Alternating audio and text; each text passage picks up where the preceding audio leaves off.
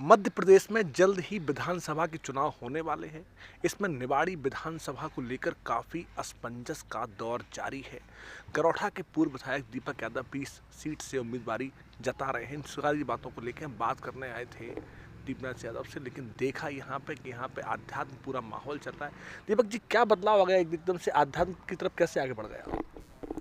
नहीं, आध्यात्मिक से तो व्यक्ति जीवन से अपने जुड़ा ही हुआ है। हर आदमी के अंदर अपना एक जीने का तरीका है, भगवान के प्रति आराधना का अपना एक अलग तरीका है। और हम लोग तो बचपन से जुड़े हैं। और ऐसा नहीं है, मैं कह सकता हूँ समाज में किसी भी धर्म को मानने वाला हो, उसकी स्तुति के अपने अपने तरीके हैं और सब भगवान पर बड़ा भरोसा करते हैं और भगवान की प्रार्थना करते हैं। उनमें से हम लोग भी हैं, उसी तरह से देखते हैं। और हम तो बचपन से भगवान की प्रार्थना से जुड़े रहे। हमारी माता जी बहुत पूजा पाठ करती थी। जिस माहौल में रहे हम सब भाई बहन एक साथ फैमिली थी हमारी। तो पूजा पाठ तो शुरू से हमारे जीवन से जुड़ा रहा और उसका असर देखते हैं, हमारा आत्मबल बढ़ता है भगवान की आराधना करने से। तो हमारा आरती और स्तुति दो अलग अलग अल्फाज हैं, करते क्या हैं आप?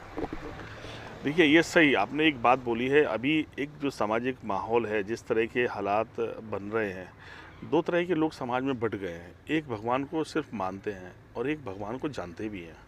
तो जो जैसे नहीं अभी भगवान की जिस तरह की पॉलिटिकल इस्तेमाल हो रहा है कि जय श्री राम का नारा लगा रहे हैं और किसी को चाकू मार दे रहे हैं, तो ये तो भगवान का बहुत बड़ा अपमान है। या भगवान का नारा लगा किसी को अपमानित कर रहे हैं आप। तो हमारे भगवान राम जो मर्यादा के प्रतीक थे, उनको लेकर आप इस तरह का वर्णन कर रहे हैं। तो मैं सोचता हूँ वो भगवान को सिर्फ मानने वाले हो सकते हैं, भगवान को जानते नहीं हैं। भगवान को जानने वाले तो खुद मर्यादा में रहना पड़ेगा, तब भगवान का आशीर्वाद आप जुड़ेगा, भगवान के साथ जुड़ सकते हो आप। अगर आपके स्वयं में कोई मर्यादा नहीं है तो भगवान राम के तो भक्त नहीं हो सकते आप। भगवान राम को कर राजनीति में आप इस्तेमाल तो कर सकते हैं। भगवान राम को मानने वाले को तो भगवान के मर्यादाओं को मानना बहुत ज़रूरी है। और जो मर्यादा नहीं मानता, मर्यादा नहीं है उस जिसके भीतर, वो भगवान राम का आशीर्वाद का पात्र कभी हो ही नहीं सकता। मेरा तो अपना मानना है। अब आरती और स्तुति की आपने बढ़िया बात बोली है। हम आरती में भगवान की महिमा को कहते हैं और स्थिति में भगवान को, ईश्वर को हम मन में याद करते हैं। मैं तो ये लोगों से कहता हूँ कि आप जब आरती कर रहे हैं या स्तुति कर रहे हैं तो आपका भाव क्या है? जैसे मैंने कहा कि मेरी स्तुति अपनी अलग है, आरती से हटके है।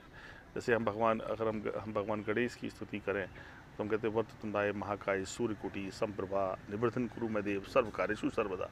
हम भगवान को, भगवान की आराधना करके, उनको याद करके अपने सब कामों की सफलता की कामना करते हैं। अगर हम भगवान शंकर को याद करते हैं तो हम एक स्तुति उनकी बहुत, जो मेरी माँ ने कभी वर्षों पहले 30 साल पहले या 35 साल पहले जो उस स्तुति में हम लोग आए कि शीस गगन अंगद पार्वती सदा विराजत कैलासी नंदी मृगी नृत्य करते हैं ध्यान धरजो सुख राशि शीतल मंद सुगंध पवन बैठे हैं शिव अविनाशी कर्त गान स्वत स्वरजा रखने आसी यश रस बुरोत है मन के वासी कोयल शब्द सुनावत सुंदर ब्रह्म कृत गुंजासी कलवधु पराजित तब लोग रहे लक्षासी छह ऋतु नित फलत रहते पुष्प चढ़त हैं बारासी देव जी मुनिजन भीर पड़त हैं निगम रहे जो नितगासी ब्रह्मा विष्णु ध्यान जो शिव हमको फरमासी ऋषु सिद्ध के दाता शंकर सदा नित सुख राशि जिनको सुरमिन सेवा करें टूट जाए यम की फांसी तुलसी धरजो प्रेम निरंतर प्रेम से जो नरगासी दूर करें विद्या से पदपासी कैलासी के वासी अविनाशी मेरे सुधर जो सेवक जान चरणों में अपने ज्ञान दर्ज तुम जो प्रभु सारा सयाने अवगुण मेरे ढकियो सब अपराध समाकर शंकर किंकर की बिनती सुनियो। तो मैंने कहा ये अपनी अपने तरीके हैं लोगों के, मेरा तरीका है जीवन का ये जुड़ा रहा। मैं भगवान की इस स्तुति से देखता हूँ भगवान का बहुत बड़ी कृपा मेरे साथ जुड़ी है। जीवन के हर कदम पे भगवान ने सफलता दी है और जीवन के हर मोड़ पर जब संकट आए भगवान ने रक्षा की है। तो ये अपने तरीके हैं। मैं देवी की पूजक भी बहुत हूँ। मुझे मेरी माँ ने देवी मंत्र भी सिखाए, मेरे गुरुओं ने मुझे मंत्र दिए। बचपन से लेकर मुझे कुछ कंठस्थ देवी मंत्र भी ऐसे याद हैं जो भगवान की बड़ी कृपा है। और या मैं उन संत गुरुओं का आशीर्वाद मानता हूँ जिस रूप में मैं इसलिए भी आज आपने सवाल किया इसलिए मैं आपके बीच में भी सुनाना चाहता हूँ। जैसे हम माँ दुर्गा की आराधना करते हैं। शत्रुनाश कर देवी सर्व संपत्ति को सुबह सर्वदेवास्तु देवी काली के नमो नमः। हम माँ सरस्वती की आराधना करते हैं। ओम या देवी स्तुते नेत्रो देव एक पार के स्ता में बसती जिग्रगी बहन रूपाई सरस्वती। जैसे हम देवी की पूजा करने हम लोग कभी मंदिर जाते हैं, दतिया जाते हैं, तो माँ धूपावती ओम महाकाली, मतलब एक उनके जो मंत्र हैं वो भी लोगों के बीच में। मेरी मुलाकात आपसे कई बार हो चुकी है, लेकिन आज के दीपक यादव में और पहले वाले में अंतर है। क्या कोई पार्टी से कोई निर्देश आया है धर्म अध्यात्म को लेके?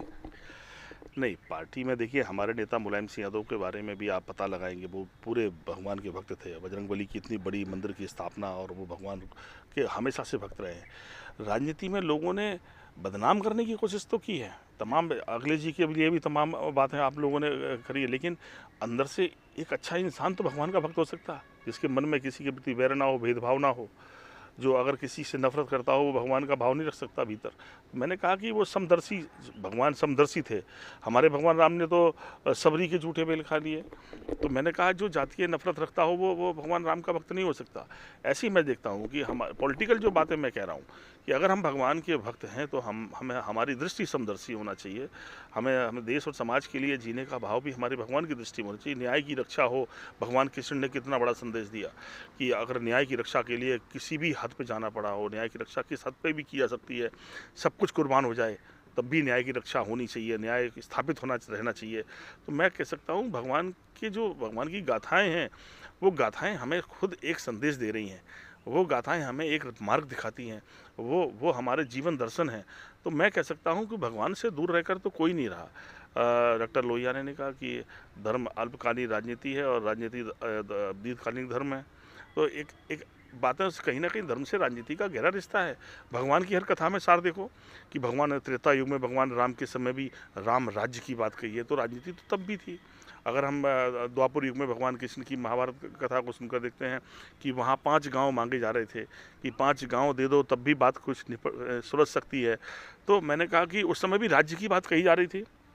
तो राजनीति और राज्य, मैं कह सकता हूँ राज्य का मतलब ही राजनीति से है, और राजनीति को व्यक्ति अपने जीवन से दूर नहीं कर सकता। राजाओं के ज़माने में भी नीतियाँ बनती थी, राजनीति फैसले होते थे, तो व्यक्ति के अंदर राजनीति है। कोई कहता कि मैं राजनीति से दूर हूँ, तो मैं कह सकता हूँ वो अपने को धोखा दे रहा है और समाज को धोखा दे रहा है। राजनीति से दूर तो कोई जो मतदान करता है वो राजनीति से दूर नहीं रह सकता।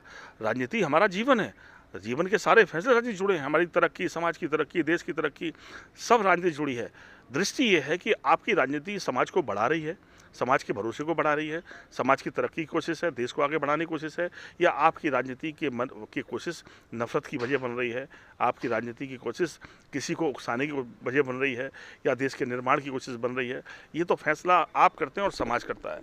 मैं कह सकता हूँ जब मन अच्छा होगा, दिल अच्छा, दिमाग अच्छा होगा, आपकी सोच बेहतर होगी, काम करने के तरीके बेहतर होंगे, भगवान का आशीर्वाद सदैव आपके साथ चलेगा। तो क्या आप ये मानते हैं कि अयोध्या में राम भक्तों पर जो फायरिंग हुई थी वो गलत हुई थी? देखिए, मैंने कहा कि राम भक्तों पर नहीं, अगर कोई भी कानून तोड़ रहा है तो क्या बताओ क्या जिम्मेदारी है एक मुख्यमंत्री की? 2 फैसले हो सकते हैं, या तो कानून तोड़ने वालों को छूट देकर कानून तोड़ते देखते रहें, वो तो एक दृष्टि लोगों की ये हो सकती है। एक दृष्टि है कि कानून की रक्षा सबसे पहले है। हमारे डॉक्टर लोहिया ने कहा कि राज से बड़ा धर्म नहीं, इतनी बड़ी बात कही है। और मैंने नहीं कह रहा हूँ, धर्म भी यही कहता है कि राष्ट्र की रक्षा करना पहला धर्म है। भगवान बुद्ध के बारे में भी एक कथा प्रसंग आता है कि उन्होंने पूछा, एक बौद्ध भिक्षु से पूछा किसी ने कि ये बताओ तुम किसको मानते हो? तो उन्होंने कहा कि मैं भगवान बुद्ध का बहुत बड़ा भक्त हूँ, मेरा जीवन मैं उनकी जीवन की उन्नति प्रगति उनमें देखता हूँ। तो उन्होंने कहा अगर गौतम बुद्ध तुम्हारे देश पर हमला कर तो क्या करोगे? तो उसने कहा कि मैं शीश कलम कर दूंगा उनका, क्योंकि राष्ट्र मेरा सबसे बड़ा धर्म है, और वो कोई भी हो सामने। तो इस दृष्टि के लोग भी हैं धरती पर। यही दृष्टि है कि राष्ट्र से बड़ा कुछ नहीं है। राष्ट्र ही नहीं रहेगा तो धर्म की बात कौन करेगा? तो मैंने कहा राष्ट्र सर्वोपरि है, और अगर वो फैसला उन्होंने कानून बचाने के लिया तो बेहतर फैसला था। आज उस फैसले की लोग मिसालें देते हैं। राम भक्ति की बात नहीं थी, राम का नाम लेकर चाकू घोंपने वाले को हम अच्छा कभी नहीं मानते थे। आज भी मेरे सामने श्री राम का नारा लगा कोई किसी की जान लेने की कोशिश करेगा, अपनी जान गंवा देंगे लेकिन उसकी रक्षा करने की कोशिश करेंगे। ये दृष्टि हमारी आज भी है और जीवन भर रहेगी। एक छोटी सी चर्चा हुई जिसमें आध्यात्म को बड़ी बारीकी से दीपक यादव ने बताया।